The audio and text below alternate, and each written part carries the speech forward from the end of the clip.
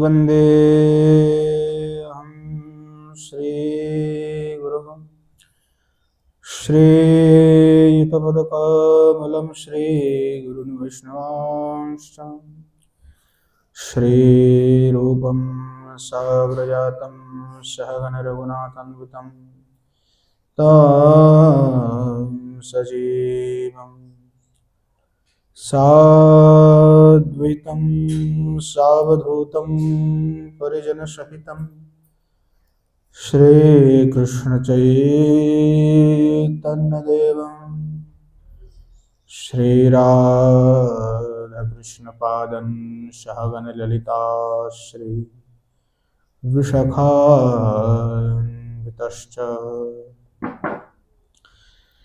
गौरनामसमारम्भम् ईश्वरं च मध्यमाम् अस्मदाचार्यपर्यन्तं वन्दे गुरुपरम्पराम् पञ्चतत्त्वात्मकं कृष्णं भक्तरूपस्वरूपकं भक्तावतारं भक्ताख्यं नमामि भक्तशक्तिकम् बर्हापीडं नटवरवपो कर्णयो कर्णिकारं बिभ्रद्वासः कनककोपशं वैजयन्तीं शमालाम् रन्ध्रानवेनो रधरसुधया पूरयन् गोपवृन्दैः बृन्दारण्यं स्वपदरमणं प्राविशद्गीतकीर्ति यो ब्रह्मरुद्रशुकनारदभीष्ममुख्यैः रालक्षितो न सहसा पुरुषस्य तस्य सद्यो वशीकरणचूर्णमनन्तशक्तिं त्वं राधिकचरणरेणुमनोस्मरामि श्रीमद्भागवतं नौमि यस्यैकस्य प्रसादतः अज्ञातानपि जानाति हि स्वर्गसर्वगमानपि गङ्गात्वरङ्गरमणीयजटाकलापं गौरी निरन्तरविभूषितवामभागम् नारायणप्रियमनङ्गमदापहारम् वाराणसीपुरपतिं भज विश्वनाथम् यत्र यत्र रघुनाथकीर्तनं तत्र तत्र कृतमस्तकाञ्जलिं बाष्पवारि परिपूर्णलोचनं मारुतिं नमत राक्षसान्तकम् नारायणं नमस्कृत्य नरं चैव नरोत्तमं देवीं सरस्वतीं व्यासं ततो जयमुदीरयेत् जननी जनको वन्दे धरणीधरो सन्तानवत्सलो पूजो सन्तनो कुशलार्थिनो श्रीरूपं साग्रजं वन्दे रघुनाथं कृपामयं श्रीजीवं भट्टयोगं च शयनसुखदायकम् येषां सहजस्निग्धानां पादरेणुमभीक्ष्णसः सर्वविघ्नविनाशाय शिरसा धारयाम्यहम् वृन्द्यायै तुलसीदेव्यै प्रियायै केशवस्य च कृष्णभक्तिप्रदे देवी सत्यवत्यै नमो नमः। वाञ्छकल्पतरुभ्यश्च कृपा सिन्धुभ्यैव च पतितानं पावनेभ्यो वैष्णवेभ्यो नमो नमः। हरे कृष्ण कृष्ण कृष्ण हरे हरे, हरे राम राम राम हरे हरे। बोलो श्री युगल सरकार की जय, श्रीमन महाप्रभु की जय। बोलो जय जय श्री राधे श्याम। परम पूज्य श्री पंडित बाबा की कृपा से नित्य सत्संग में श्री विश्वनाथ चक्रवर्ती पाद के द्वारा विरचित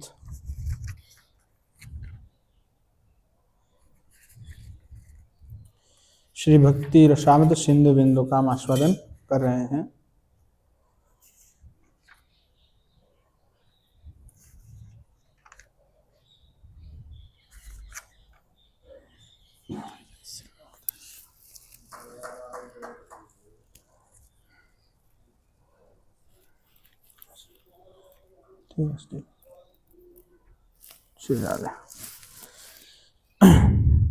तो श्री भक्ति रसामृत सिंधु बिंदु में हम आस्वादन कर रहे थे पिछले दिन कि रागानुगा भक्ति है ना, कि रागानुगा भक्ति क्या है इस विषय में। तो सेवा साधक रूपेण सिद्ध रूपेण चात्र ही तद्भाव लिप्सुना कार्य ब्रजलोकानुसारता, इसी का व्याख्यान चल रहा था कि श्री आचार्य पाद के सिद्धांत के ऊपर चलना है, अर्थात जो रूप गोस्वामी आदि हमारे आचार्य पाद हैं उन्हीं के अनुसार उनका अनुसरण करते हुए हमें भक्ति में आगे बढ़ना है, अर्थात उन्हीं के अनुसार जो है चलना है। तो थोड़ा सा विस्तार भी हम उसमें कर रहे थे कि गौर लीला में प्रवेश की आवश्यकता है, वहाँ उस लीला में प्रवेश के बिना जो है महाराज संभव नहीं है। इसीलिए कहा गौर प्रेम रसार नवे शीत तरंगे जेवा डूबे श्री राधा माधव अंत राम, अर्थात गौर प्रेम में जो डूबते हैं श्रीमन महाप्रभु के जो नवद्वीप लीला है, उस लीला में जो प्रवेश करते हैं वही जो है ब्रज की लीलाओं का आस्वादन कर सकते हैं, क्योंकि श्रीमन महाप्रभु के कृपा के व्यतिरिक्त उस लीला में प्रवेश संभव नहीं है। इसलिए कविराज गोस्वामी पाद भी यही कहा कि कृष्ण लीला अमृत सार तार शतो शतोधार दश दिके बहे जा हईते से चैतन्य लीला है सरोवर अक्षय मनोहंस चराह ताहाते, नाना भावे भक्तजन हंस चक्र बाकुगण जाते सबे करे न विहार कृष्ण के लिए मृणाल जहाँ पाए सर्वकाल भक्त अंश कर यहार।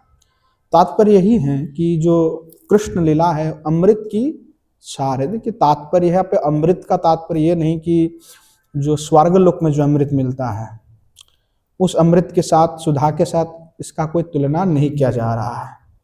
एक उपमा के लिए शब्द अर्थ के लिए केवल अमृत का प्रयोग किया गया है। जो अमृत इंद्र के पास है, यानी समुद्र मंथन के समय में जो अमृत उत्पन्न हुए थे उस अमृत की बात नहीं कर रहे हैं, क्योंकि जब श्री सुखदेव गोस्वामी कथा श्रवण करा रहे थे तो उस समय देवता अपने अमृत की कलश लेकर के आ गए कि महाराज हम आपको अमृत की कलश प्रदान करते हैं, इसके बदले में आप हमें हरि कथा सुनाइए। तो सुखदेव गोस्वामी जी क्या कहते हैं कि बोले वह कांच का निर्माण, कहा तुम कांच लेकर के आओ, तुम मणि को प्राप्त करना चाहते हो, तुम कांच के साथ कोई तुलना होता है क्या? मणि का। देखने में तो भले ही चमकीला हो, दोनों चमकदार हो, क्योंकि मणि भी जैसे चमकदार होता है, कांच भी ऐसे ही चमकीला होता है। तो जो भागवत कथा है उसके साथ में ये जो तुम्हारा उत्पन्न हुआ समुद्र मंथन में अमृत, इसकी कोई तुलना नहीं हो सकता है।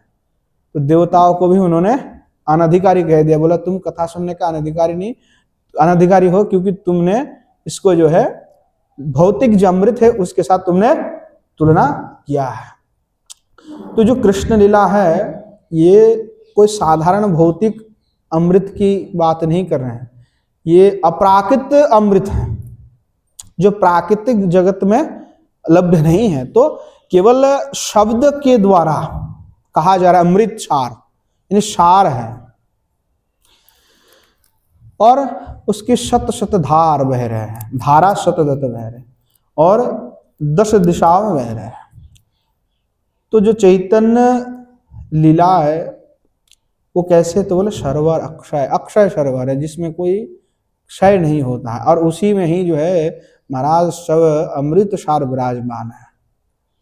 और उसी में ही जो आचार्य कह रहे हैं उसी लीला में पहले प्रवेश करना है, उसी में आपने मन हंस को विचारण कराओ, तब जाकर के ब्रज लीला का आस्वादन होगा, इसकी व्यतिरेक नहीं होगा।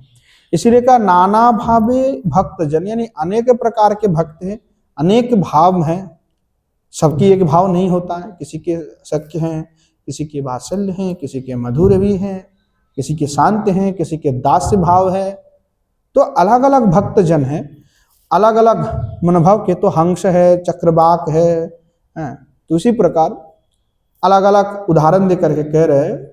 उसी जो अक्षय सरोवर है उसमें सभी भक्त जन जो है भ्रमण कर रहे, और कृष्ण के लिए मृणाल जहाँ पाई सर्वकाल, और वहाँ पे जो है मृणाल का आस्वादन वो कर रहे हैं। तो इसलिए जो गौर लीला है उसमें प्रवेश की जो है प्रयोजन है, उसके व्यतिरेक वो संभव नहीं है।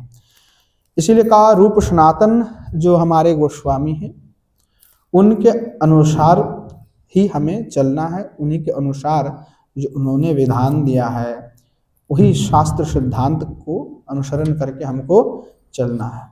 और जो भजन के जो गुप्त पद्धति आचार्य पाद ने दिया है उसी के अनुसार हमें चलना है, क्योंकि बेहद गुप्त हैं, वो ऐसे ही अरे गरे किसी को हम दे नहीं सकते हैं। अपात्र, अगर हम अपात्र में कुपात्र में दान करेंगे तो वो दान कभी सफल नहीं होता है। इसीलिए पहले से शास्त्र में कहा गया कि जो कुपात्र है उसमें कभी दान नहीं किया जाता है। तो इसीलिए ऐसे व्यक्ति जो उसका अधिकारी हो, ऐसे अधिकारी को ही वो दिया जाता है। जब अधिकारी व्यक्ति उसका साधन करेंगे फिर उनको जो है प्रेम भक्ति लाभ होगा। अर्थात जिनके अंदर अभी भी लोभ का उत्पन्न नहीं हुआ, जो भगवान कृष्णचंद्र की जो अद्भुत लीलाएं हैं, जो दिव्यति दिव्य लीला है, उन लीलाओं का दर्शन करके किसी को वात्सल्य भाव का अनुभव है। मानो कितने सुंदर है बालक, अधिकतर तो गोपाल सेवा करते माताएं लोग, तो बालक हैं, कितने सुंदर बालक हैं। अरे मैया यशोदा कैसे सेवा कर रही हैं, हम भी ऐसे अगर सेवा करते, हमारे मन में ऐसे भाव होता, तो वो जो लोभ हो गया, कितना सुंदर सेवा कर रहे, किसी व्यक्ति की गोपाल सेवा देख करके मन में स्प्रिया हुआ, कितने सेवा कर रहे गोपाल जी की, हम भी ऐसे करना चाहते हैं, हम भी ऐसे करेंगे। तो ये देख करके जो लोभ हुआ है, तो जब तक ये यथार्थ लोभ जब तक उत्पन्न नहीं होता है तब तक अगर हम साधना करने जाएंगे तो साधना विफल हो जाता है। तो यथार्थ जिनके अंदर लोभ हुई है, यथार्थ लोभ होने के बाद जब वो गुरुवर आदि के निकट में जा करके उस सिद्धांतों का जो है जान करके जब वो आश्रय करते हैं, भजन का आश्रय लेते हैं, तब उनका जो है अवश्य ही सिद्धि प्राप्त हो जाते हैं। नहीं तो क्या हो जाएगा, फिर अपना स्वतंत्रता से चलेंगे महाराज तो फिर निश्चित रूप से आपको वो मिलेगा नहीं, क्योंकि सब कुछ के लिए गुरु का आवश्यक है। कुछ भी आप सीखने जाओ, करने जाओ तो उसमें गुरु अवश्य ही प्रयोजन है, किसी भी विषय के हो। तो आचार्य का प्रयोजन है। तो इसीलिए कहा कि जो श्रीमन महाप्रभु हैं, गौर सुंदर हैं, श्री गौरांग महाप्रभु, उनके जो पार्षद रूप सनातन आदि, उन्हीं के अनुसार हमें रागानुगा भजन के मार्ग में चलना है। और इधर जो है केवल श्री रूप आदि मंजरी के अनुगत्य में हमें भजन करना है। अर्थात कभी भी हमें ये नहीं करना है कि मैं ललिता सखी हूँ, मैं फलाना सखी हूँ या सखी बन जाना, ये सब हमारे आचार्य नहीं कह रहे हैं। कह रहे उन्हीं के अनुसरण करने के लिए, अनुकरण नहीं कह रहे हैं। अनुकरण करने से क्या होगा, फिर आपको विफलता मिल जाएगी, अर्थात आप सफल नहीं हो पाएंगे। अनुकरण नहीं करना है, अनुसरण करना है। तो इसलिए ऐसे अहम ग्रह जो उपासना है कि मैं ललिता हूँ, मैं विशाखा हूँ इत्यादि, अगर कोई स्वयं को कल्पना करके फिर आगे चलते हैं तो वो अवश्य ही विफल हो जाते हैं। इसीलिए ब्रज गोपियों के अनुगत्य के बिना जुगल किशोर की मधुर सेवा में किसी की अधिकार ही नहीं है। स्वतंत्र रूप से ये सेवा उपलब्ध ही नहीं है, प्राप्त ही नहीं है। तो ब्रज गोपियों के अनुगत्य चाहिए, उनके अनुगत्य के बिना स्वतंत्र रूप से कल्पना मात्र से ये प्राप्त नहीं है, उनके अनुगत्य से। और उन सखियों के भी, सखियों के अनुगत जो मंजरी है, हम तो उनके ही अनुगत होते हैं। इसीलिए महाप्रभु कहा कि गोपी भर्तुर पद कमलोर दासानुदास दास, कि जो ब्रजेंद्र नंदन है उनके जो दासी हैं, उनके जो दास है, उनके दास है, उनके दास के भी हम दास हैं, ऐसे हमारे भाव है। तो इसलिए जो सखियों में भी सखियों के अनुगत हैं, ऐसे जो मंजरी हैं, उनके अनुगत्य में भजन करना ही श्रीमन महाप्रभु का अभिष्ट है। और यही जो है श्रीमद् भागवत महापुराण और हमारे आचार्यपाद कह रहे हैं कि अनुगत्य में ही भजन होता है, बिना अनुगत्य में भजन नहीं होगा। भजन स्वतंत्र नहीं है, इंडिपेंडेंट नहीं है। कई लोग चाहते हैं कि हम स्वतंत्र हो जाए। स्वतंत्रता पतन का कारण है। कोई एक व्यक्ति कह रहा था कि जो धर्म अगर नहीं रहते तो दुनिया में शांति रहता, ऐसा कोई व्यक्ति ने कहा। तो उसका उत्तर शास्त्र इस प्रकार से कहते कि ठीक है आपकी बात, पर धर्महीना पशु समाना, जो धर्म से हीन है वो एकमात्र इस लोक में दिखाई देता है प्रत्यक्ष, कि जिसके अंदर धर्म नहीं है वो एकमात्र कौन है, पशु हैं। जैसे मन हुआ चल रहा है, कोई उसका कुछ भी नियम नहीं, अनुष्ठान है, कुछ भी नहीं है, तो वो पशु कहलाएगा। अगर धर्म नहीं है तो वो पशु के प्रवृत्ति है, पशु और उसमें कोई अंतर नहीं जो धर्म नहीं मानते। तो जो यहाँ पे अनुगत्य है, स्वतंत्रता ही पतन का कारण है। लोग कहते कि हम स्वतंत्र होना चाहते हैं, स्व यानी अपना, तंत्र मत पत जो भी कह लो, कि स्वतंत्र, अपना ही तंत्र से चले। किसी दूसरे के तंत्र से महाराज हम नहीं चलने वाले, चाहे वो अच्छे हो चाहे बुरा हो, चाहे हमारी मत अच्छा हो बुरा हो, उससे कोई फर्क नहीं पड़ता। वो स्वतंत्रता से चलना चाहता है। कि मानो कोई दारू पीता हो, शराब पीता हो, और वो कहता है कि ये ही उन्नत है, ये अच्छा है, वो मेरे मत है, ये स्वतंत्र है। और दूसरा जब कहता है कि नहीं ये पीना पाप है, वो धर्म है, विधि जो निषेध कर रहा है ये पीना पाप है, तो ये हो गया धर्म कह रहा है कि पाप है, तो ये स्वतंत्रता नहीं दी रही है। तो ये स्वतंत्रता है वो पतन का कारण है। स्वतंत्रता कभी व्यक्ति को आगे नहीं बढ़ा सकता, अनुगत्य ही बढ़ा सकता है। स्वतंत्रता पतन का कारण होता है। तो इसीलिए स्वतंत्रता नहीं चलती है भक्ति में, भक्ति में अनुगत्य चलते हैं, आनुकूल्य से चलना पड़ता है। तो अनुगत्य आवश्यक है।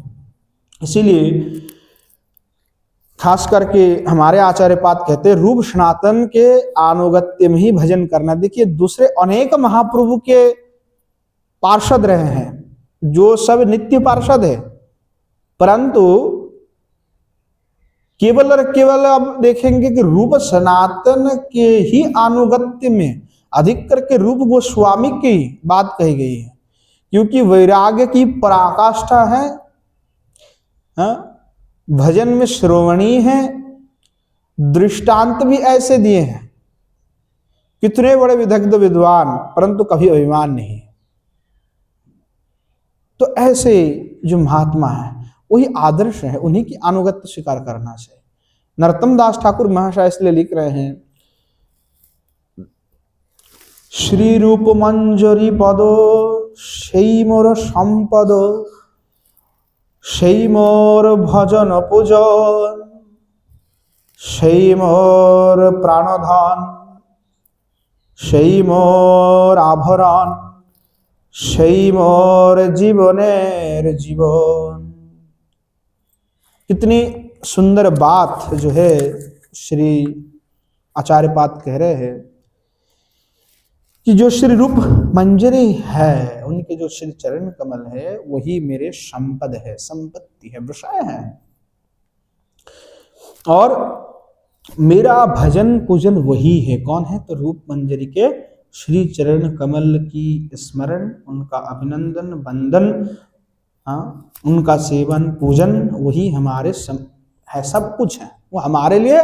मेरे भजन भी रूप मंजरी है, मेरे पूजन भी रूप मंजरी है। সেই मोर प्राणधन, वही मेरे प्राणधन है, यानी आत्मा स्वदृश है। সেই मोर आभरण, आभरण यानी जो बाहर जो साज सज्जा पहना जाता है, अलंकार आदि, तो वही मेरे आभरण है। সেই मोर जीवनेर जीवन, यानी वही मेरे प्राणों का भी प्राण है, जीवन स्वरूप है। ऐसा अद्भुत प्रार्थना कर रहे हैं। और क्या कह रहे हैं? শুনিয়াছি সাধু মুখে বলে সর্বজন, श्री रूप कृपाए मिले जुगल चरण। कितने अद्भुत बात, सुंदर बात कह रहे हैं कि साधु मुख में मैंने श्रवण किया कि सब यही कहते हैं कि रूप गोस्वामी की कृपा से श्री युगल सरकार की प्राप्ति होते हैं, उनके चरण प्राप्ति होते हैं। हा हा प्रभु सनातन गौर परिवार, सबे मिली वांछा पूर्ण करो हो आमार। कितना प्रार्थना धन्यता से कर रहे हैं कि हा हा प्रभु सनातन गौर परिवार, सबे मिली वांछा पूर्ण करो हमार। आप सब मिलकर के जो है मेरे वांछा को पूर्ण कीजिए। वांछा क्या है? श्री युगल चरण प्राप्ति, यही हमारे परम वांछा है। श्री रूपेर कृपा जनो आमा प्रति है, से पद आश्रय जार সেই महाशय। कि रूप गोस्वामी की कृपा मेरे ऊपर हो, और उनकी कृपा होने से क्या नहीं हो सकता। श्री युगल सरकार के चरण प्राप्ति तो उन्हीं की कृपा से संभव है। तो कब वो हमें कृपा करेंगे, कब हमें अपना लेंगे? तो आपने श्री गुरुदेव से प्रार्थना कर रहे हैं नरोत्तम दास ठाकुर, प्रभु लोकनाथ कबे संगे लइया जावे, श्री रूपेर पाद पद में मोरे समर्पिबे। कितनी अद्भुत बात है कि श्री गुरुदेव से ये प्रार्थना कर रहे हैं कि प्रभु लोकनाथ ठाकुर महाशय के श्री गुरुदेव निवेदन कर रहे, प्रार्थना कर रहे कि कब आप प्रभु हमें आपके साथ में ले जाएंगे और ले करके श्री रूप गोस्वामी के श्री चरण कमल में मुझे समर्पित कर देंगे, ताकि श्री युगल सरकार की सेवा मुझे प्राप्ति हो, श्री गोस्वामी पाद की हम सेवा कर सके, मंजरी की सेवा कर सके।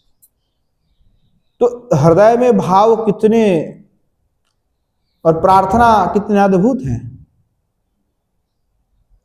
तो यथार्थ लोभ, जैसे ये जो लालसामय प्रार्थना है, इसका श्रवण करके जब चित्त में प्रबल आनंद की अनुभूति हो और प्रबल प्रेम की अनुभूति हो, और तब हमारे हृदय में भी ये लालसा हो कि हम भी श्री युगल सरकार के सेवा करना चाहते हैं,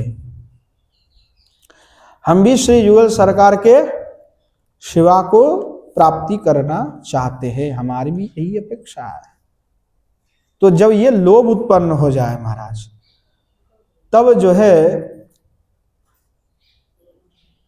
फिर भक्ति में आगे बढ़ता है। एक तो विधि है, और जब लालसा हृदय में उत्पन्न होता है तो विधि के परे चले जाते हैं।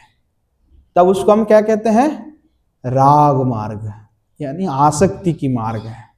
राग शब्द का अर्थ क्या है? आसक्ति, यानी तद आसक्ति।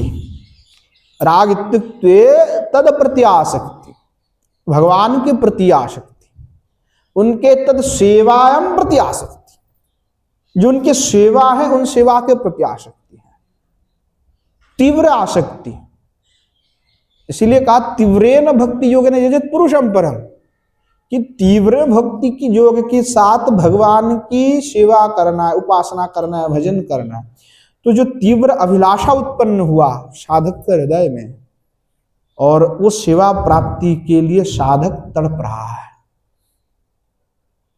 तड़प रहा है, जैसे मछली पानी के बिना तड़पता है, वैसे तड़प रहा है साधक कि कब हमें वो सेवा की प्राप्ति होगा।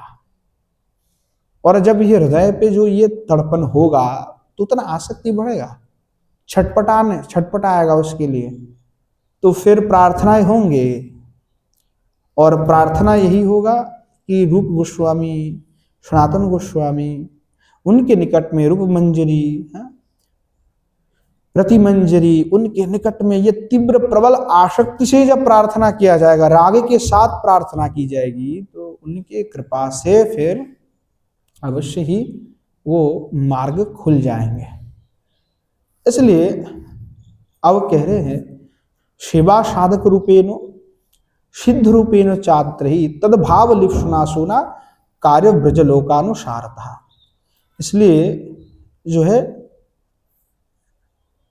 दो ही रूप से साधन है, एक हो गया साधक रूप में और एक है सिद्ध रूप में। तो जब साधक रूप में इस देह में है, हम तो भी साधक है, तो साधक देह में जब उपासना करे तो श्री रूप सनातन गोस्वामियों के अनुगत्य में, उनके अनुसार जो सिद्धांत उन्होंने दिया उसके अनुसार, और उस वही करते करते जब हम सिद्ध अवस्था में जाए तो सिद्ध जो स्वरूप दिया जाता है, एक तो होता है कि सिद्ध हो कोई भाई बहुत बड़े पुण्यवान हो, पूर्व जन्म में उसका बहुत पहुंच चुका है, तो सिद्ध भाव उनको बहुत जल्दी प्राप्त होगा। नहीं तो साधन से सिद्ध प्राप्ति होती है, साधना करते करते। तो जो साधक रूप है और सिद्ध स्वरूप, जब शुद्ध स्वरूप दे तो उसी भाव में अर्थात श्री भगवान कृष्णचंद्र और उनके जो पृष्ठ हैं राधा ललिता रूप मंजरी आदि, उनके अनुगत हो करके, उनके भाव का आश्रय लेकर के फिर आगे भजन करना है। क्या करना है? तो कहते हैं कृष्णम स्मरण जनंचास्य पृष्ठम निज समहितम तत्कथारतश्चासु कुर्यद्वासम ब्रजे सदा। कि सतत श्री भगवान के स्मरण करना है, कृष्ण का नित्य स्मरण करना है। ऐसा नहीं कि हमने एक बार स्मरण किया तो हो गया, नहीं, ऐसा नहीं। बार बार जो है श्री भगवान का स्मरण करना है। स्मरण से सब कुछ। इसीलिए जो राग मार्ग है, राग मार्ग में स्मरण को ही मुख्य कहा गया, कल इसी विषय पे थोड़ा सा हमने प्रकाश भी डाले थे कि जब नवविधा भक्ति की प्रसंग आया उस समय में ये कहा कि नामेर मध्य श्रेष्ठ जो नवविधा भक्ति है उसमें सबसे श्रेष्ठ क्या है, नाम संकीर्तन। परंतु जैसे पटकथा परिवर्तन हुआ, विधि भक्ति से जैसे ही राग मार्ग में प्रविष्ट हुआ, फिर उन्होंने बात को पलट दिया, कहा नवविधा भक्तिम च स्मरण में भूय मुख्यम। जैसे रागानुगा में किसी की प्रवेश है तो उसमें स्मरण को ही मुख्य रूप से ले लिया कि स्मरण ही उस समय में मुख्य हो गया। तो इसलिए कहा, देखिए रागानुगा की जो परिपाटी उसका वर्णना कर रहे हैं कि कृष्णम स्मरण जनन चास्य पृष्ठम निज समहितम, कि कृष्ण का स्मरण करना ही करना। और कैसे स्मरण करना है, जो उनके पृष्ठ हैं, जो श्री ललिता आदि सखी और उनकी जो भाव है रूप मंजरी आदि, हमारे लिए तो मंजरी है, हम तो मंजरी के अनुगत हैं, तो श्री रूप मंजरी आदि उनकी जो भाव है उस भाव का आश्रय करके समिहितम तत्कथार्थश्चासु, और उन्हीं की जो कथा है, श्री जुगल सरकार की जो कथा है, दूसरे इतर कथा नहीं है महाराज। ये बहुत ध्यान रखना है कि जो भी माधुर्य रसोपासक है उनके लिए माधुर्य रसो उपासना ही प्रधान है, और माधुर्य लीला परक जो लीला है वही आस्वादनीय है। ये तन व्यतिरिक्त आस्वादनीय नहीं है। प्राथमिक अवस्था में तो आप सब श्रवण कर सकते हैं, कोई आपत्ति नहीं है, परंतु भगवान के जो ये लीला रसात्मक कथा है उस कथा को ही श्रवण करना है।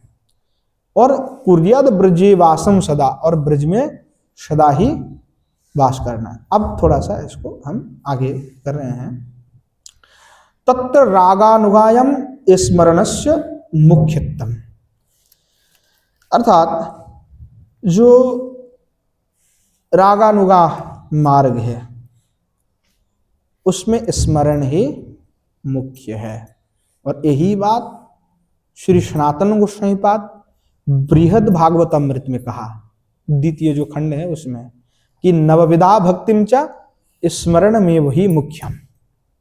इसीलिए जब गोप कुमार को अलग अलग पद देने के लिए सब राजी हो गए, कि जब वो शिव जी कहा हम तुमको यहीं पे रह जाओ, आनंद में लो, मुनि ऋषि ने कहा तुमको हम ब्राह्मण बना देते हैं, हमारे साथ रह करके होम यज्ञ आदि तर्पण करो। गोप कुमार जी भाग गए, बोले कि महाराज हमको नहीं चाहिए कोई ब्राह्मण बनने की, हम तो चाहते हैं महाराज भगवान की लीला कथा का स्मरण करके श्रवण करने का।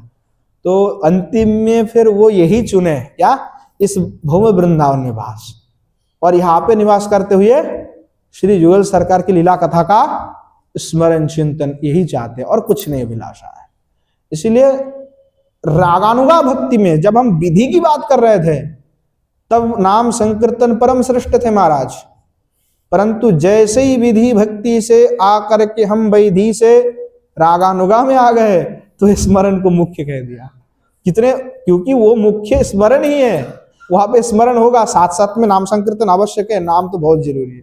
ये तो हाई लेवल के बात चल रहे कि बहुत उच्च श्रेणी में चला गया, हम लोग तो अभी बच्चा है, तो हमारे लिए तो नाम ही श्रेष्ठ है। नाम करते रहना, करते करते करते फिर नाम से जब शुद्ध हो जाएंगे, पवित्र हो जाएंगे, तो हृदय में धीरे धीरे फिर स्मरण होगा।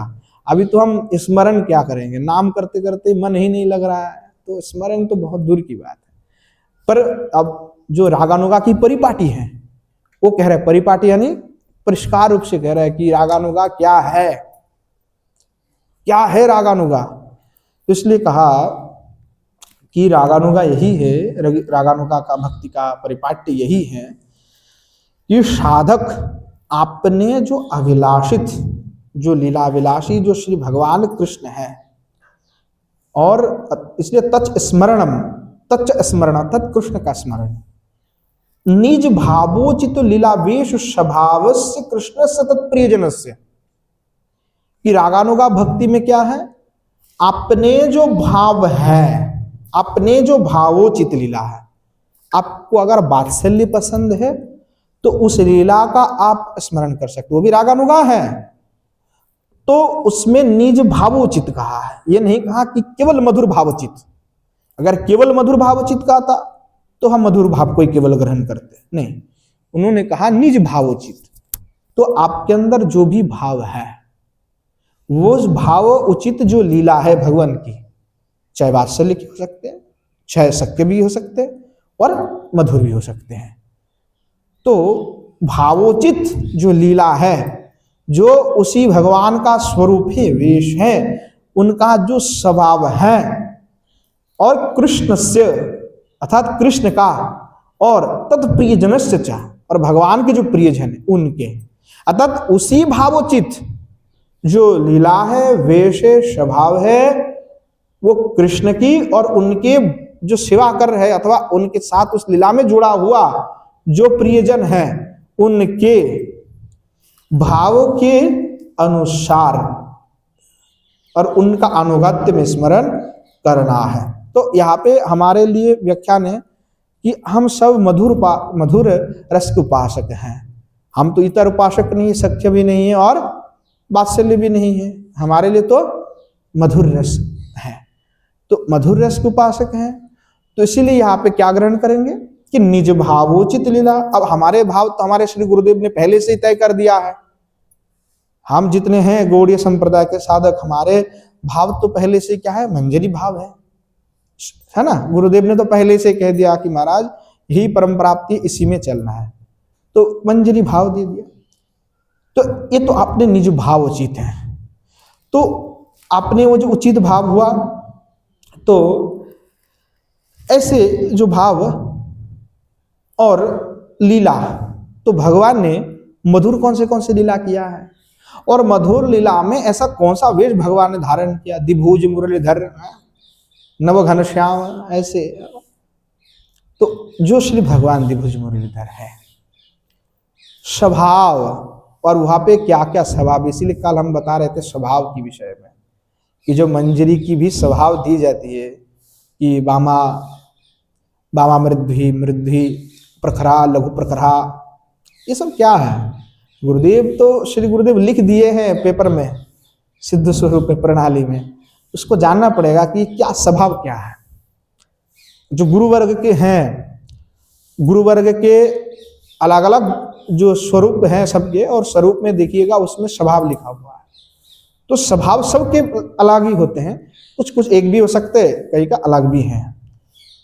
तो वो स्वभाव क्या है, उस स्वभाव उचित कार्य आपको करना भी है, उस स्मरण में चिंतन करना है कि अगर लघु प्रकार हो तो इस प्रकार के मुझे अंदर भाव स्वभाव होना चाहिए। ऐसे तत्कृष्ण से तत्प्रियजन से, जो कृष्ण है उनका स्वभाव क्या, वो धीर ललित नायक है। क्या धीर ललित है भगवान, और श्री किशोर जी क्या है, बावा है, और चंद्रावली दक्षिणा, दोनों विरुद्ध है, ये दाएं हाथ ये बाएं हाथ, दक्षिण और बामा, तो ये दोनों के अपरपर विरुद्ध भाव है। जैसे श्री जी की भाव जैसे होंगी ना, उसका उल्टा है चंद्रावली का। तो चंद्रावली की अलग गण है, पर हमारे श्री जी हैं तो बामा है, तो हम उनके ही, जो हमारे रूपादि मंजरी, हम उन्हीं के अनुगत हैं। तो कहा जो श्री भगवान, जो श्री किशोर जी आदि सहित, रूप मंजरी आदि सहित उनके साथ में जो लीला कर रहे हैं, जो विलास कर रहे हैं, वही जो भगवान है और भगवान के जो प्रियजन है, उनका तच्च स्मरण, उनका स्मरण करना है। तो इसीलिए कहा रागानुगम स्मरण से मुख्यत्वम, मुख्य ने का मुख्यत्वम, देखिए त्वम शब्द लगाया। जैसे जल है तो जल में क्या होता है, जलत्व। पृथ्वी में क्या होता है, गंधत्व। अग्नि में क्या होता है, दाह्यत्व। यानी मुख्य रूप से कह रहा है, गौण रूप से नहीं कहा कि मुख्यत्वम, मुख्य में भी मुख्यत्व है, तो मुख्यत्वम निश्चित प्रकार से वही मुख्य है। तो इसलिए कहा उस प्रयोजन के स्मरण करते हुए तथैव कीर्तनादिकम अपि, और इसलिए कीर्तन भी करना है। तो किनका कीर्तन करें महाराज? उन्हीं के, किनके? जो यही जो लीला है, जो इस प्रकार के युगल सरकार की लीला है, उस लीला का ही कीर्तन आदि करना है, इतर विषय नहीं। तो इसीलिए कहा निज निज भाव जो है उचित। तो इसीलिए जो हमारे हैं उसमें ये भाव रहता है मधुर भाव। तो मधुर भाव के जो है रस में ही, मधुर रस उपासक है हम, तो उस भावना में, भाव में ही विभोर हो करके फिर हम स्मरण आदि करेंगे। और ऐसे स्मरण करते हुए सदैव जो भक्त है उनको श्री वृंदावन धाम में निवास करना चाहिए, सदैव वृंदावन में निवास करना चाहिए। और देखिए वृंदावन धाम के लिए आचार्य पाद ने तो स्पष्ट रूप से कहा कुर्याद वासम ब्रजे सदा, ब्रज में वास करना है। तो कई लोग ब्रज में वास में असमर्थ भी होते हैं, नहीं हो सकता है, तो इसलिए कहा कि मनसा एवं कर्तव्य, मन से ही ब्रज में निवास करे। और जो श्री नवद्वीप धाम है वो भी अभिन्न है, ब्रजी हैं, श्री गौर श्रीमान महाप्रभु ने वही लीला किया, तो वहां पे भी आप स्थान निवास कर सकते हैं, और मानक्षी रूप से ब्रज में ही निवास करना है, ऐसा उन्होंने कहा। कि अगर स्वशरीर सामर्थ्य हो तब तो बहुत बड़ी बात है, अगर सामर्थ्य नहीं है परंतु फिर जो है आप दूसरे धाम में भी रह सकते, और मन में ब्रज में ही निवास करो, ऐसे आपको सोचना पड़ेगा, चिंतन करना होगा। कविराज गोस्वामी पाद भी यही बात को कोई कहा, जो हमारे विश्वनाथ चक्रवर्ती पाद कह रहे हैं भक्ति रसामृत सिंधु से, कविराज गोस्वामी पाद भी यही कह रहा। बाह्य अभ्यंतर इहार दुई तो साधन, बाह्य साधक देह करे श्रवण कीर्तन। तो देखिए जो बाह्य साधक देह है, उस साधक देह में हम श्रवण कीर्तन कर रहे हैं, तो यह अनिवार्य जो साधक है, साधक देह में हमें श्रवण कीर्तन यही करना है, क्योंकि दो ही साधन है, एक बाह्य में, एक अभ्यंतर में है। बाह्य साधक देह करे श्रवण कीर्तन, मने निज सिद्ध देह करिया भावन, रात्रि दिने करे ब्रजे कृष्ण सेवन। अर्थात जो अपने मन में ही जो सिद्ध देह का भावना करना है, आपने जो गुरुदेव ने जो सिद्ध स्वरूप दिए हैं, उस सिद्ध स्वरूप का चिंतन करके रात्रि दिने करे ब्रजे कृष्ण सेवन, चाहे रात्रि हो चाहे दिन हो, मन में सतत उनका स्मरण करते हुए, अष्टकालीन जो लीला स्मरण है उनका स्मरण करते हुए सदा ही जो है स्मरण करते रहे, उनका सेवा का स्मरण करे कि ऐसे ऐसे इस स्थान पे अभी है, ऐसे सेवा करना है। निजाभिष्ट कृष्ण पृष्ठ पाछे तो लागिया, निरंतर सेवा करे अंतर मना होया। निज अभिष्ट जो कृष्ण पृष्ठ है, कृष्ण के प्रियजन है जो रूपादि मंजरी है, उनके पीछे पीछे, उनके अनुगत्य में निरंतर सेवा करना, अंतर्मना होकर के, बहिर्मुख नहीं होना, अंतर में, हृदय में भावना सतत। दास सखा पित्रादि प्रिय शिरोगण,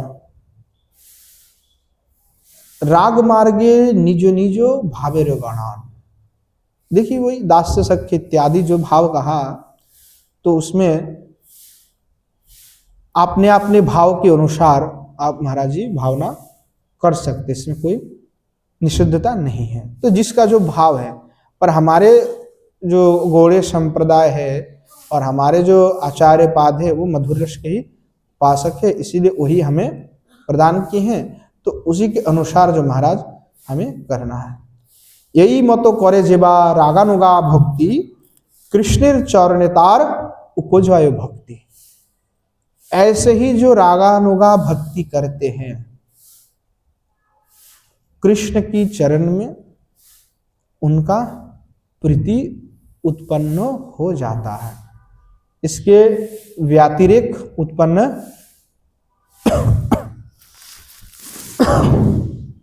इसके व्यतिरिक्त जो है प्रीति उत्पन्न नहीं होता है। तो इसलिए अब कह रहे हैं, टीका में कह रहे, थोड़ा सा टीका का स्पष्टीकरण अब विश्वनाथ चक्रवर्ती पर टीका में स्पष्ट कह रहे हैं। अथो रागानुगया परिपाटीम आहो कृष्णम इत्यादि ना। अब रागानुगा मार्ग की परिपाटी को कहते हुए कह रहे हैं कृष्णम इत्यादि, कृष्ण स्मरण जननांश पृष्ठम निज समिहितम इत्यादि जो श्लोक कहा, प्रेष्ठम स्वप्रियतमम किशोरम नंद नंदनम स्मरण एवं अश्वत कृष्ण से तादृश भक्त जन्म। वही बात को उन्होंने कहा कि जो पृष्ठ हैं श्री ठाकुर जी के, उनका और श्री भगवान का, और उनके तद अनुगत जो भक्त है, अर्थात रूप मंजरी आदि की अनुसरण करके तो हमारे श्री गुरुवर्ग उपासना किए हैं, तो उनका भी अनुगत होना हमारे लिए आवश्यक है। तद अनुगत व्यतिरेक नहीं होगा। अगर हम उनके अनुगत नहीं होंगे तो ये होगा नहीं, उनके अनुगत होना अनिवार्य है। अथच तस्य सम्यग् हितम ससमान वासना मिति जावत। तो कह रहे हैं उनका जो हमारे आचार्यगण हैं, उनके अंदर भी स्वसमान वासना है। मतलब जो भी उनके अंदर वासना है श्री ठाकुर जी की मंजिल स्वरूप में जुगल सरकार की सेवा, तो हमारे आचार्य चरण के भी हृदय में वही वासना रहे हैं जो गुरुवर्ग हैं। तो हमारे अंदर भी ऐसे समान वासना है, इसीलिए उन्हीं आचार्य के अनुसार जिनके हृदय में उसी प्रकार समान वासना है, हमें भी उन्हीं का ही अनुसरण करना है। अगर हम उनके अनुसरण नहीं करेंगे फिर आगे नहीं बढ़ पाएंगे। अनुसरण हमें उन्हीं का ही करना है जिनका स्वसमान वासना है, और उन्हीं का ही संग करेंगे, उसके व्यतिरेक संग नहीं करेंगे, इतर संग हमें नहीं करना है। तो इसीलिए जो स्ववासना वाले व्यक्ति है, स्वसमान वासना जिनके हृदय में, उन्हीं का संग करें, नहीं तो फिर आपकी वासनाएं छूट जाएगी। तो ये हम ऐसा कई लोग समझते कि नहीं, अगर कोई वात्सल्य कर रहा है, कोई शक्ति कर रहे, अगर हम उनके संग नहीं कर रहे हैं उसका तात्पर्य है हम उनको प्रीति नहीं करते हैं। ऐसी कोई बात नहीं है। जार जार जयी भाव शेई भावे से उत्तम। श्री आचार्यपाद कह रहे जार जार जयी भाव शेई भावे से उत्तम है। हम तो कभी कहे ही नहीं कि महाराज आपके भाव नीचे हैं, आपके भाव अनुत्तम हैं, हमने तो ये कभी नहीं कहा। बस इतना ही हमारा कहना है, तटस्थ हुई भाविले आचितार्थम। तटस्थ का शब्द का अर्थ है निरपेक्ष, किसी का पक्ष नहीं लेना है कि पक्षपाती होकर के विचार करने से विचार का भी सटीक होगा ही नहीं। तो तटस्थ हो करके हमें विचार करना है, निरपेक्ष हो करके। तो फिर आपको तारतम्यता समझ में आ जाएगा कि क्या तारतम्यता है ना। तो इसलिए स्ववासना जिनके अंदर है, ऐसे व्यक्ति के अनुरक्त होकर के हमें ब्रज में वास करना है। तथा च तादृश जन्म स्मरण ब्रजवासम सदा कुर्यात्। इसीलिए ऐसे व्यक्तियों का स्मरण, तो इसीलिए रूपादि मंजरी का हम स्मरण करते, अपने गुरुवर्ग का स्मरण करते हैं और ब्रज में ही सदा वासम कुर्यात्। सामर्थ्य सती, अगर सामर्थ्य हो तो श्रीमन नंद ब्रजवासस्थन वृंदावनादौ शरीरेण वासम कुर्यात्।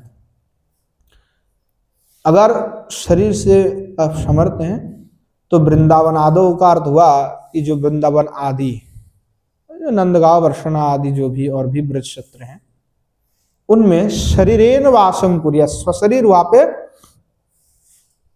आप निवास करें, वास करें। तद अभावे, उसके अभाव में, मनसापित्यर्थ, मन से भी आप वास कर सकते हैं। तो इसलिए इस प्रकार से जो है बहुत सुंदर रूप से इन्होंने कहा। तो इसलिए जो कविराज गोस्वामी पाद भी कहा कि साधक देह में रूपादि गोस्वामी के अनुसार हमें चलना है। ऐसा ना हो कि हम ब्रजलोक पद से केवल ललितादि सखी को ले ले और हम एकादशी और व्रत आदि भगवान को तुलसी से भोग लगाना ये सब ना करें, ये सब हमको जरूरत नहीं है, ऐसा बिल्कुल नहीं कह सकते। रूप सनातन आदि गोस्वामी के अनुसार जो नित्य व्रत है एकादशी वो भी करना है और भगवान को तुलसी से भोग भी लगाना है। कि रूप ललितादि सखी ने तो वह एकादशी नहीं किया तो हम भी नहीं करेंगे, ऐसा अगर विचार करते हैं तो वो विचार ठीक नहीं है। और ऐसे भाव लेकर के जो भी भजन करते उसको हम धर्म नहीं कह सकते, उसको महाराज उपधर्म कहा जाएगा।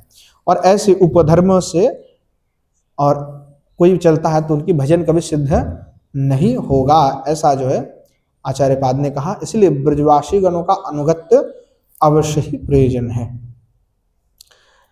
अब इसलिए महाराज जी आगे कह रहे हैं कि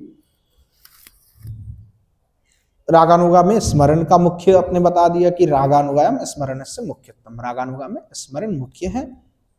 और किनके लीलाउचित वो भी हमने कह दिया कि श्री ठाकुर जी है और उनके जो पार्षद आदि है ललिता आदि सखी है, और उनके भावोचित जो है लीलावेश आदि का स्मरण करना है। ठीक है। अब थोड़ा सा आते कि रागानुगा का परिपाटी क्या है। परिपाटी शब्द का अर्थ है परिष्कार करके क्या है ना, कि रागानुगा में क्या प्रयोजन है, क्या प्रयोजन है। तो आप कह रहे अर्चनादावपि मुद्रान्यसादि दारकध्यानादि रुक्मिण्यादि पूजादिकम अपि निज भाव प्रातिकुल्याद आगम शास्त्रादि शास्त्र भीतम अपि न कुर्यादिति। कि जो राग मार्ग में भजन करते हैं महाराज, उनके लिए स्पष्टतः श्री विश्वनाथ चक्रवर्तीपाद का कहना है कि जो राग मार्ग में भजन करते हैं ऐसे भजनानंदी साधक के लिए अर्चन आदि में, भगवान के जो अर्चन आदि हम करते हैं उस अर्चन आदि में मुद्रा न्यास जो होता है ना, मुद्रा न्यास, अंगन्यास, करन्यास, श्रद्धन्यास, ये जो भी है ये, और द्वारका ध्यान आदि, द्वारका के जो ध्यान है, द्वारिका के जो द्वारिकाधीश कृष्ण है, रुक्मिणी आदि का जो ध्यान है, रुक्मिण्यादि पूजादिकम अपि, जो रुक्मिणी आदि की पूजा भी है, द्वारिकाधीश की पूजा है, निज भाव प्रातिकुल्याद, अपने स्वभाव की भाव की प्रतिकूल ऐसा जान करके आगमाद आगम आदि शास्त्र विहितम अपि, आगम आदि शास्त्र में विहित होने पर भी ना कुर्याद इति, नहीं करना है। तो कई गौड़ियों आजकल द्वारिकाधीश मंदिर बना रहे हैं और द्वारिका रुक्मिणी की विग्रह लगा करके पूजा कर रहे हैं, बस नट चाहिए, रोकड़ा मिल रहा है। इसलिए अपने स्वयं आचार्य इसका निषेध करते हैं और आचार्य की द्रोह करते हुए ये लोग अपना प्रतिकूल उपधर्म का बनवा करके वही कार्य कर रहे हैं। आचार्य हमारे कह रहे हैं कि जो मधुर भाव रस के उपासक हैं, परंपरा तो मधुर रस उपासक की है हमारे, तो उसमें जो मधुर रस में कोई भी रागानुगा में उपासना करे तो उनके लिए ये प्रतिकूल है। जो मुद्रा आदि धारण है, न्यासादि भी, तो जो मुद्रा है, जैसे तप्त मुद्रा आदि धारण होते हैं ना, शंख चक्र इत्यादि जो है, एकदम आप जाएंगे रामानुज संप्रदाय आदि में तो महाराज वो जो शंख चक्र होता है वो तप्त जो है मुद्रा है ना, वो गर्म करके जब दीक्षा होगी ना तो ऐसे एकदम छाप देगा अंग में डाल के, एकदम पूरा एकदम कि वैष्णव हो, तो इसीलिए उनमें वो कंठी माला आदि धारण की ये नहीं रहता। जब शंख चक्र जिसके हृदय धारण होगा शरीर में, वो स्वयं नारायण है, ऐसा उनका कहना भी है। तो इसलिए उनकी उतना माला आदि की धारण करने की कोई विधि निषेध नहीं होती है। परंतु हमारे लिए प्रतिकूल बताया गया है, इसलिए कहा कि शीतल मुद्रा धारण करना है। शीतल मुद्रा अर्थात चंदन आदि के द्वारा आप अंकित भी कर सकते हैं और श्री भगवान के नाम आदि भी अपने वक्षस्थल पे लिख सकते हैं। ये शीतल मुद्रा है। और शीतल मुद्रा का अर्थ तो ये भी है कि शंख चक्र का वो कॉइन लेके आए, फिर चंदन में ऐसे लग करके फिर आप लगा सकते आयु चिन्ह आदि। और शंख चक्र आदि का ये भी इसलिए नहीं है क्योंकि भगवान जो कृष्णचंद्र है वो शंख चक्र धारण ही नहीं किए, तो बाहर वाले धारण किए हैं। हमारे यहाँ पे तो हाथ से मुक्का मारो है। हमारे जो श्री ठाकुर जी हैं, अघासुर बकासुर की जो वध की हुए, कोई चक्र वक्र की बुलाया था क्या उन्होंने? कुछ नहीं बुलवाया। ऐसे ही हाथ से ही महाराज उनको जो है कर दिया। तो ये ब्रज में तो आयुध एक ही दिखता है, वेणु, मयूरपंख, यही तो भगवान के चिन्ह है। और क्या है? यहां पे तो कोई चक्र और शंख इत्यादि धारण भगवान ने नहीं करे, तो इसलिए उसका निषेध कर रहे हैं। तो राग मार्ग में जो अर्चन करेंगे उसमें न्यास आदि की भी आवश्यकता नहीं है। द्वारिका आदि ध्यानादि, जो द्वारिकाधीश आदि की ध्यान है, रुक्मिण्यादि पूजा आदि कमपि, रुक्मिणी के द्वारिकाधीश की जो युगल की पूजन आदि, वो भी निज भाव प्रतिकूल्याद, अपने भाव के प्रतिकूल ऐसा मान करके आगमादि शास्त्र विहित होने पर भी न कुर्याद नहीं करना है। भक्ति मार्गे किंचित किंचित अंग वैकुल्यपि दोष अभाव स्मरणात्। तो इसीलिए कहा कि देखिए कि भक्ति मार्ग में किंचित किंचित अंग वैकल्य घटने पर भी उसलिए कोई भी दोष नहीं होता है। वैकुल्य का अर्थ होगा टूट जाना, भंग हो जाना। यानी जो भी 64 भक्ति के अंग हमने कहा, तो मानो कोई एक अंग महाराज वैसे नष्ट हो गया, तो मानो कि किसी का शरीर है, पूरा शरीर है महाराज, अब एक उंगली टूट गया, तो एक उंगली टूट गया तो इससे व्यक्ति को क्या फर्क पड़ा? एक उंगली ही तो नहीं है, बाकी पूरे के पूरे शरीर तो दिख रहा है, दूसरे अंग भी कार्य कर रहा है, उसके बिना भी सारे कार्य हो रहे हैं महाराज। तो एक अंग की वैकल्य होने पर ऐसी कोई बड़ी बात नहीं होती। और भक्ति में तो महाराज दोष अभाव स्मरणात्, कि दोष भी नहीं लगता है। दोष लगता प्रत्यवाय, कई लोग कहते प्रत्यवाय हो जाएगा, स्मारता आदि तो कहेंगे कि प्रत्यवाय लग जाएगा महाराज, पर आचार्य कह रहे नहीं, ना प्रत्यवाय दोष, दोष अभाव, दोष की अभाव है, उसमें दोष नहीं लगता है। स्मरणात्, उसके स्मरण करके प्रमाण दे रहे। न ह्यांगोपक्रमे ध्वंसो मद्धर्मोस्योद्धवाणवपि मया व्यावसितो शम्यं निर्गुणत्वादनाशिषः इत्यादि है। तो श्री भगवान स्वयं उद्धव जी को कह रहे हैं, है ना। और उद्धव जी जो है भगवान के परम भक्त हैं। तो जो परम भक्त है उनको श्री भगवान उपदेश दे रहे हैं, उपदेश कर रहे हैं कि हे उद्धव, कि मेरे विषयक, यानी मेरे लिए जो भी संकीर्तन आदि भी के लिए जो कहा गया, तो मेरे विषय जो श्रवण कीर्तन आदि लक्षण विशिष्ट जो भक्ति धर्म का अनुष्ठान के बारे में कहा गया है, तो उसके उस अनुष्ठान की आरंभ करने पर कोई भी साधक उस भक्ति का अंग का अनुष्ठान आरंभ करते हैं, तो उसमें कुछ कुछ अगर अंग हानि हो जाता है तो मूल भक्ति धर्म की किंचित मात्र भी हानि नहीं होती है। थोड़ा थोड़ा अगर अंग का हानि भी हो जाए, नहीं कर पा रहे हैं 64 भक्ति की अंग कई लोग नहीं कर पाते हैं, कुछ कुछ अंग अगर छूट भी जा रहा है कोई कारण से विशेष कोई होगा, तो इसलिए कहा वो छूट नहीं जाती हैं। तो देखिए इसमें इसीलिए कहा कि जो आगमादि शास्त्र में जो रुक्मिणी ध्यान आदि और दूसरे आचार्य ने हरे लिखा भी होगा, हरिभक्ति विलास आदि में भी लिखा होगा, तो उससे हमें कोई प्रयोजन नहीं है, क्योंकि रागानुगा भक्ति में वो लागू होता ही नहीं है। तो इसलिए कहा आगमादि शास्त्र में जो पांचरात्र आदि उसको आगम कहा गया।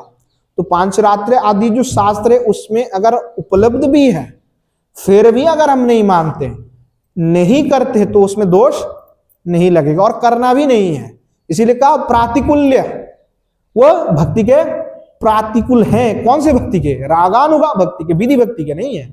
अगर कोई विधि मार्ग में कर रहे हैं तो फिर महाराज उसके लिए तो अलाउ है, परंतु रागानुगा भक्ति जो कर रहे हैं उनके लिए ये अलाउ नहीं की गई है, उनके लिए वो प्रातिकूल्य ही है।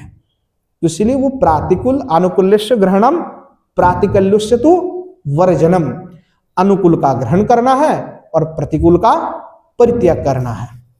इसलिए ये जो भक्ति धर्म है वो कैसे हैं? तो वो भक्ति धर्म जो है महाराज निष्काम है। भक्ति धर्म ऐसे कोई साधारण नहीं है।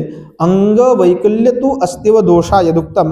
अब आप कह रहे कि देखिए जो भक्ति धर्म है वो गुणातीत है, ये कोई गुण से युक्त नहीं है, गुणातीत है, नहीं अतीत है, गुण के परे है। तो इसका किसी भी प्रकार से ध्वंस होने की संभावना नहीं है। जो गुणातीत होते हैं वो ध्वंस नहीं होते, क्योंकि त्रिगुण ही तो है।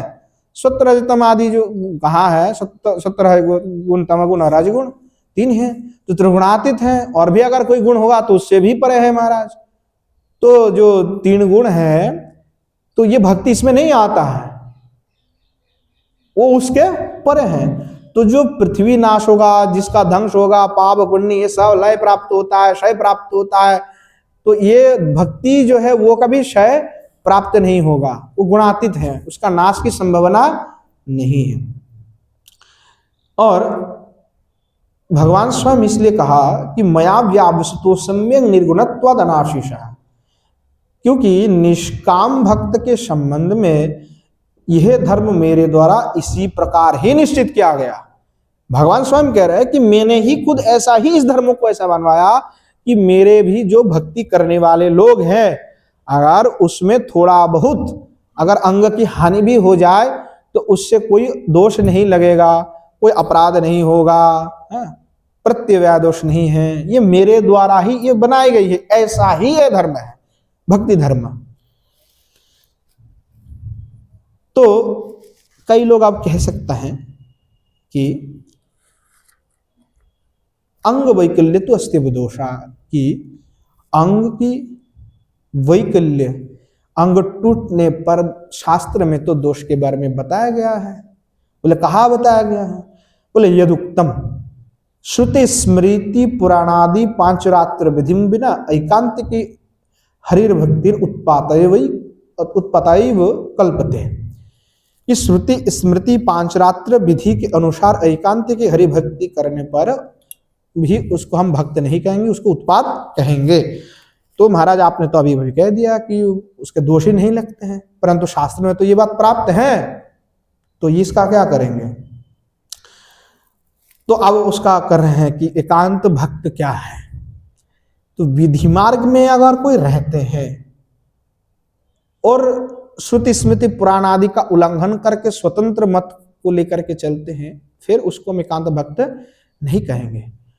परंतु जो रागानुगा मार्ग में केवल और केवल श्री जुगल सरकार की चरण कमल की ही प्राप्ति को ही परम उद्देश्य मान करके भजन कर रहे हैं लोभ के साथ, ऐसे व्यक्ति अगर श्रुति स्मृति पांचरात्र के भी उल्लंघन करके चलते हैं तो उसमें कोई दोष नहीं लगता। ये तात्पर्य है। जो एकांत की भक्त है ये इन सब के परे है, उनको कोई फर्क नहीं पड़ता इन सब चीजों से। तो इसका उदाहरण भी विश्वनाथ चक्रवर्ती बहुत बड़े सुंदर दिए हैं। जो उज्ज्वल नीलमणि है वहां पे आचार्य पाद ही उदाहरण दिए कि एक भोरा, कई बार हमने उदाहरण कहा, फिर भी एक बार पुनः स्मरण कराते हैं कि जैसे एक भौरा है, वो घूमते घूमते एक कमल के सरोवर में जाकर के पहुंचा।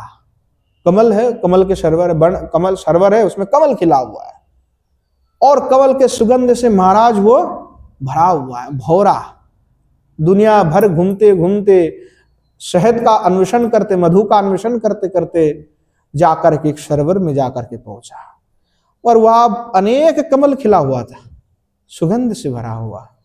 और शास्त्र कहते हैं सबसे उत्तम मधु कौन का किसका होता है? कमल की। बोले जो कमल की मधु है, पद्म का मधु है, उससे उच्चस्थ मधु और कुछ होता ही नहीं है। तो भौरा को बड़ा भोग लगा था और भौरा को मिल गया इतनी सारा कमल और भौरा जा करके वहीं पे इसी कमल में जा करके पड़ा और वहीं से महाराज मधुपान करने लगा। और मधुपान करते करते महाराज वो इतने तृप्त हो गए, इतने आनंदित हो गए, जब पेट भर गया मतलब तब तो उसने पेट भर के खाया, पिया खूब। अब जैसे महाराज उड़ने के लिए प्रयास किया तो उसके शरीर तो इतना भारी हो गया था कि बेचारा वहीं पे ही गिर पड़ा। अब जैसे महाराज गिर पड़ा तो सूर्यास्त के साथ साथ महाराज वो कमल भी बंद हो गया और भौरा जो महाराज वहीं पे रह गया, फंस गया, रह गया और वहीं पे महाराज विराजमान हो गए। और जो मधु है उसमें एक थोड़ा सा नशा भी होता है महाराज।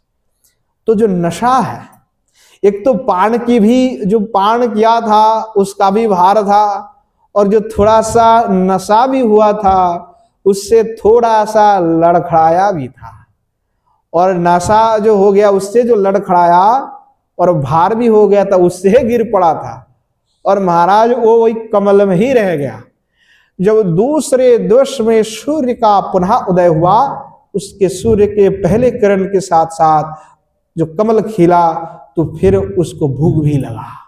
पूरी रात तो निराहार में थे, प्रातःकाल हुआ तो जैसे ही भूख लगा तो पास में क्या था? कमल, पद्म। और तुरंत उसके मधु को दोबारा उसने पान किया और पान करके फिर नशे में लड़खड़ाया, फिर वहीं पे गिर पड़ा। ऐसे ही उसका जीवन चक्र चलते गए, वो कमल वन से कभी बाहर निकल ही नहीं पाया। तो ये जो श्री भगवान के श्री चरण कमल है उसमें मधु है, रस है और उस रस का पान जिसने किया, जिन्होंने किया, उनका ऐसा नशा हुआ कि बाहर के दुनिया से उनका कोई संबंध ही नहीं रहा। ऐसा रस में डूब गया, ऐसा प्रमत्त हो गया, ऐसे आनंदित हो गया, ऐसे भाव में विभोर हो गया, ऐसे तन्मय हो गया कि महाराज उससे बाहर कभी आ ही नहीं पाया। जगत से उनका कोई लेना देना नहीं, ना तो कोई विधि है, ना कोई नियम है, ना कोई निष्ठा है। निष्ठा एक ही है, भूख लगा तो मधु का पान करना है। तो जब स्मरण किया श्री ठाकुर जी का चरण कमल का तो मधु का पान हुआ और जैसे स्मरण से बाहर हुए उस दिव्य आनंद से इतने विवर थे कि दूसरा नियम सब छूट गया। और जब थोड़ा सा समय उनको मिला और जैसे पुनः स्मरण हुआ, भूख लगा, फिर भगवान की चरण कमल की मधु पान करने लगा। और निरंतर ऐसा जब प्रक्रिया चलता है तो साधक विधि मार्ग से क्रोशों दूर चला जाता है। उनके लिए तब कोई पांच रात्र आदि विधि का अपेक्षा नहीं रहता है। और ऐसे जो परम साधक है, परम लोभी जो साधक है, जो रागानुगा भक्ति में जिनका प्रवेश हो चुका है, उनके लिए कोई श्रुति स्मृति पुराण कुछ नहीं मायने रखता। उनके लिए केवल प्रबला भक्ति ही मायने रखता है। भगवान के श्री चरण कमल के मधुपान करना ही उनके परम उद्देश्य है, परम मुख्य प्रयोजन रहता है। और कुछ वो नहीं सोचता, ना वो समझ पाता है, ना सोच पाता है।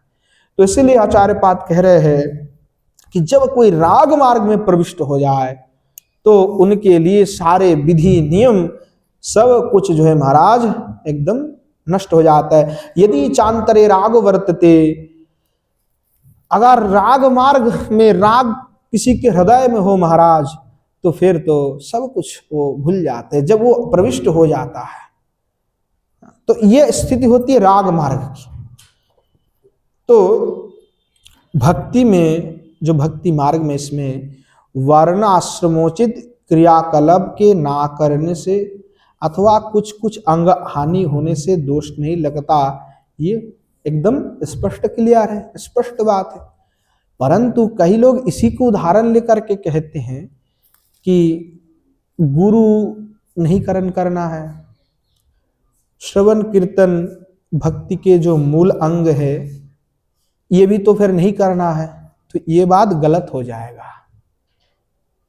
अर्थात रागानुगा भक्ति में गुरु पदाश्रय आदि के परम प्रयोजन है और श्रवण कीर्तन आदि भी भक्ति के मूल अंग है, इसलिए उसका भी कार्य प्रयोजन है। तो जो साधक भक्त है राग मार्ग में भी जाते हैं तो उनका भगवान के लीला कथा में रुचि रहता है, क्योंकि उसमें मधु है, कीर्तन में भी मधु है, तो इसलिए उसका प्रयोजन है। अगर इसका अंग हानि हो जाए तो फिर मूल अंग हानि होने से भक्ति नाश हो सकता है, इसलिए मूल अंग का हानि नहीं होना चाहिए। गौण अंग की हानि होने से कोई दोष नहीं लगेगा, ये मूलतः तात्पर्य अर्थ है। इसीलिए कहा कि श्रुति स्मृति पुराण आदि में कहे गई जो भी विधि और विधान है, ऐसे कोई भी कार्य का अतिक्रमण करने से महादोष लगता है, अनर्थ की सृष्टि होती है। परंतु जो रागानुगा भक्त है उनके लिए ऐसे यज्ञ आदि कर्म का कोई प्रयोजन नहीं है, वो निष्प्रयोजन है, इसलिए उसमें लगना नहीं है, इस प्रकार की भाव है। तो इसलिए जो लोभ है उस लोभ का तात्पर्य यहाँ पे लोभ ही परम मुख्य प्रयोजन है, लोभ होगा तभी होगा। अब इसमें थोड़ा सा कह रहे हैं, कई लोगों में ऐसा होता है कि विधि मार्ग कर रहे हैं और थोड़ा सा राग उनके अंदर है, तो उनका क्या गति होगा? क्योंकि एक ये भी सिद्धांत की विधि करते करते ही राग आता है, फिर राग वही धीरे धीरे जो प्रबल राग में परिवर्तित होता है। तो जो अभी भी राग जिसके हृदय में, यदि चांतरे राग वर्तते, यदि राग में अगर थोड़ा सा रहता है अंतर में, अथोच सर्वमेव विधि दृष्टि व करते, यानी राग अंतर पे हैं परंतु फिर भी वो बाहर क्या करते हैं कि सब कुछ विधि के दृष्टि से कार्य करते हैं कि ये विधि है, ये विधि है। हाँ, मतलब राग तो है कि हमें ब्रज के जो परिकर हैं उनकी भाव प्राप्ति हमें भी करना है। हाँ, ऐसे फिर भी अगर सभी भक्ति की अंग अगर वो विधि दृष्टि से अनुष्ठान करते हैं, विधि मान करके करते हैं, फिर महाराज तदा द्वारकायाम रुक्मिण्यादित्वम प्राप्नति, फिर द्वारिका में जो रुक्मिणी आदि के भाव है, महिषी भाव है, उनके महिषी गति ही उनको फिर प्राप्ति होगा। इसलिए जो विधि मार्ग में भी उपासना कर रहे हो उनको कभी विधि ही मान करके भक्ति की अंग का साधना नहीं करना चाहिए। उनको विधि करते हुए भी हृदय में यही भावना रखना है कि ब्रज की ही श्री युगल सरकार की भाव हमें प्राप्ति हो। ऐसे लोभ उत्पन्न हो करके, ऐसे लोभ के साथ में फिर आगे हमें करना है, परंतु मुख्य हमारी परम लोभ हो, मतलब विधि को उतना उस समय मुख्य प्रयोजन ना माने, आसक्ति को ही, राग को ही, उनकी भाव को ही प्रधान मान करके चलना है कि स्मरण ही हमारे मुख्य है और स्मरण को ही हम प्रधान लेकर के उसके ही अंग का आचरण करेंगे, तो तब जाकर के ये हमारा फलीभूत होगा। इस प्रकार जो है बात कह रहे हैं। तो आज समय भी हो चुके हैं और आगे और भी बड़े विषय हैं,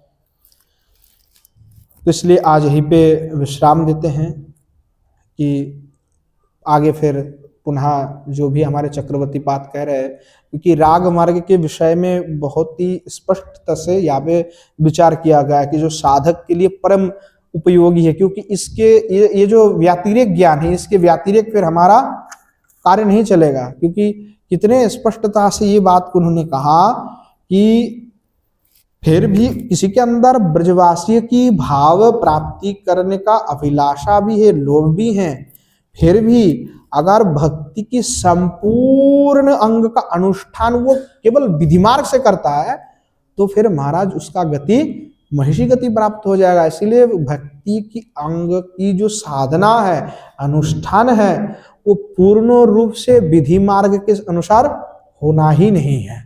अगर हो जाएगा पूर्ण विधि तो फिर महाराज तो हम द्वारिका में जाके पहुंच जाएंगे। तो इसलिए उस भाव से हट करके श्री युगल सरकार की उपासना, इसीलिए उसका वर्जन कहा गया कि जो आप विधि भी करे, विधि मार्ग की भी भक्ति करे, जो रस उपासना कर रहे हैं, माधुरी रस को प्राप्त करना चाहते हैं, मधुर रस को प्राप्त करना चाहते हैं, वो विधि मार्ग में भी करे तो उनको द्वारिकाधीश आदि का और इत्यादि का जो है नहीं करना चाहिए, स्मरण आदि, उनकी पूजा आदि ना करके जो श्री ठाकुर जी है, जो ब्रजेंद्र नंदन है और श्री किशोर जी, उनके ही उपासना करना चाहिए। ये हमारे लिए मुख्य प्रयोजन है। श्रीमन महाप्रभु भी एक आराध्य भगवान ब्रजेश तनय तद्धाम वृंदावनम। आराध्य भगवान वो हमारे कौन है? तो ब्रजेश तनय है, भगवान कृष्णचंद्र है। तद्धाम वृंदावनम, उनके धाम क्या है? तो श्री वृंदावन है। रम्य काचिद उपासना ब्रज वधु वर्गेन जा कल्पिता। और जो ब्रज के वधु है अर्थात जो श्री किशोरी जी और उनके जो तत्सखिया मंदिर है, उनके जो भाव है उस भाव के अनुसार हमें भजन करना है। श्रीमद् भागवत पुराण ममलम प्रेम पुमार्तम महान। श्रीमद् भागवत महापुराणी हमारे लिए परम ग्रंथ है और प्रिय भी मुख्य प्रयोजन है। एतन श्री चैतन्य महाप्रभुर्मित मदम तत्रादर न परा। यही श्रीमन महाप्रभु के मत है, इसके इतर दूसरे कोई का आदर हम नहीं करते, ना हमें कोई प्रयोजन है। तो इसीलिए भगवान के जो ये द्विभुज मुरलीधर स्वरूप है, इन्हीं की उपासना परम प्रयोजन है। तो इसी के साथ आज की जो है कथा यहीं पे विश्राम देते हैं, फिर पुनः आगे जो भी आचार्य पाद कह रहे हैं रागानुगा भक्ति के विषय में आगे आस्वादन करेंगे। प्रेम से बोलिए जय जय श्री राधे श्याम निताय गौर शतनाथ प्रेमानंदे हरि हरि बोल। श्री युगल सरकार की जय। श्री युगल सरकार के समस्त पार्षद वृंद की जय। श्री वृंदावन धाम की जय। धाम में विराजमान सभी संत वैष्णव भक्त वृंद की जय। श्री गिरिराज महाराज की जय। श्री यमुना देवी की जय। श्रीमन महाप्रभु की जय। श्रीमन महाप्रभु के समस्त पार्षद वृंद की जय। श्री नवद्वीप धाम की जय। धाम में विराजमान सभी संत वैष्णव भक्त वृंद की जय। गंगा देवी की जय। श्री विश्वनाथ चक्रवर्ती ठाकुर की जय। श्री भक्ति रसामत सिंधु बिंदु की जय। श्री भागवत निवास की जय। श्री पंडित बाबा की जय। श्री कृपा सिंधुदास बाबाजी महाराज की जय। श्री विष्णुदास बाबाजी महाराज की जय। श्री राम गोपाल दास बाबाजी महाराज की जय। आज के हरि कथा की जय। हरि कथा में पधारने वाले सभी संत वैष्णव भक्त वृंद की जय। आपन आपन गुरु गोविंद की जय। बोलो जय जय श्री राधेश्याम निताय गौर शतनाथ प्रेमानंदे हरि हरि बोल।